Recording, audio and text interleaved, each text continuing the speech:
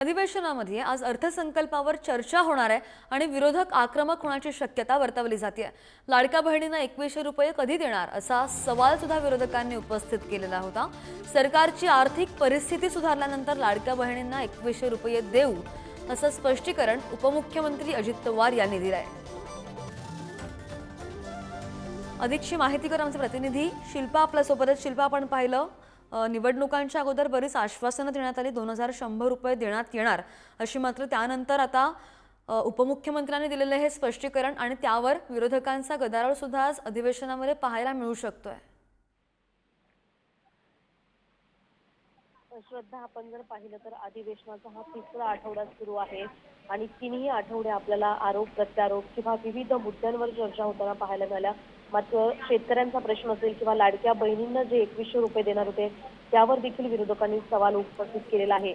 मात्र आता अजित पवार यांनी स्पष्टीकरण दिलेलं आहे, सरकारची जेव्हा आर्थिक परिस्थिती सुधारल्यानंतर त्या लाडक्या बहिणींना 2100 रुपये देऊ असं स्पष्टीकरण स्वतः उपमुख्यमंत्री अजित पवार यांनी दिलेलं आहे। मात्र आज पुन्हा एकदा विरोधक आक्रमक होण्याची शक्यता दिसून येत आहे, कारण लाडक्या बहिणींना 2100 रुपये कधी देणार हा विरोधकांचा सवाल आहे। तसेच दिशा सालियन प्रकरण आहे ते देखील आज अधिवेशनात चर्चेत येणार आहे। तसेच अर्थसंकल्पावर विविध चर्चा होतील, मात्र आज विरोधक पुन्हा आक्रमक होतील। लाडकी बहीण असेल, शेतकऱ्यांचे मुद्दे असतील किंवा दिशा सालियन हे प्रकरण असेल, यावर आज पुन्हा एकदा अधिवेशनात गदारोळ होताना आपल्याला पाहायला मिळेल।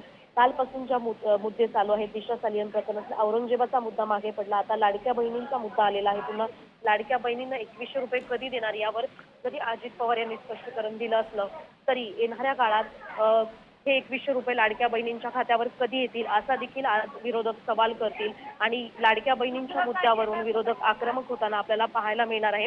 विशेष म्हणजे अजित पवार यांनी सरकारची आर्थिक परिस्थिती कशी आहे याचं स्पष्टीकरण दिलेलं आहे आणि ही आर्थिक परिस्थिती सुधारल्यानंतरच लाडक्या बहिणींच्या खात्यावर 2100 रुपये जमा होतील असं देखील स्पष्टीकरण दिलेलं आहे।